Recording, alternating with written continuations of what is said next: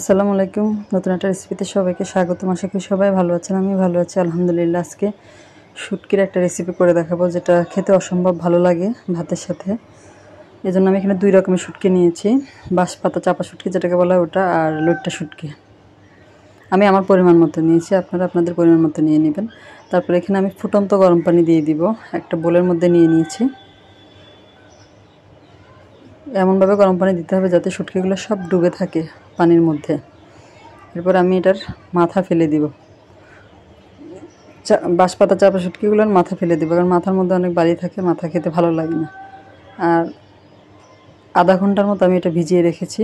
এরপরে যখন পানিটা একদম কুসুম গরম হয়ে যাবে তখন আমি এটা কয়েকবার ধুয়ে পরিষ্কার করে নিয়েছি। আর এখানে নিয়েছি আমি 3টা পেঁয়াজ এরকম মোটা করে কেটে নিয়েছি, 2টা রসুন, 2টা না 1.5টা রসুন, আর 10-12টা শুকনো মরিচ। আপনারা আপনাদের পরিমাণ মতো পছন্দ মতো ঝাল যে যেমন খান ওই রকম মরিচ নিয়ে নেবেন। তারপরে চুলায় একটা প্যান বসিয়ে দিয়েছি। আমি পেঁয়াজ, রসুন ও শুকনো মরিচটা ব্লেন্ডারে ব্লেন্ড করে মিহি পেস্ট করে নিয়েছি। চুলায় প্যান বসিয়ে আমি এখানে সয়াবিন তেল দিয়ে দিয়েছি, প্রায় 3 টেবিল চামচের মতো হবে। এই শুটকির এই রান্নাটাতে তেলের পরিমাণটা একটু বেশি লাগে।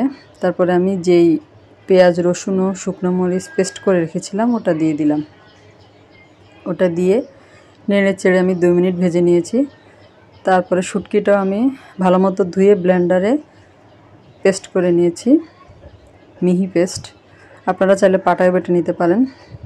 তারপরে ওই শুটকিটা দিয়ে দিলাম, দিয়ে এখানে পেঁয়াজ, রসুন ও শুটকিটা ভালো মতো মিক্স করে নিয়েছি। আর সামান্য একটু হলুদের গুঁড়া দিয়ে দিলাম, দেখতে যাতে ভালো লাগে এজন্য, না দিলেও হবে।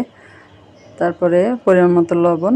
আর এখানে আমি আরেকটু তেল দিয়ে দিয়েছিলাম, আমার কাছে মনে হয়েছিল যে তেলের পরিমাণটা কম হয়েছে, ওটা আমি অফ ক্যামেরা আরেকটু তেল দিয়ে মিশিয়ে নিয়েছি। আপনারা চাইলে আরেকটু বেশি পরিমাণও দিতে পারেন তেলের পরিমাণটা। আমি যতটুকু দিয়েছি তো আমারটা হয়ে গিয়েছে। এখানে আমি মিডিয়াম আছে 3-4 মিনিট, 4 মিনিটের মতো আমি এটা ভুনে নিয়েছি। এই যে হয়ে গিয়েছে। ভিডিওটা যদি ভালো লাগে তাহলে আমার চ্যানেলটা সাবস্ক্রাইব করে পাশে থাকবেন। আর যারা ফেসবুক থেকে দেখছেন পেজে ফলো দিয়ে রাখবেন। এই যে খুবই মজা হয়েছে খেতে ভাতের সাথে। আপনারা এভাবে বাসায় ট্রাই করবেন। আর রেসিপিটা আপনাদের কাছে কেমন লাগলো তা আমাকে কমেন্ট করে অবশ্যই জানাবেন।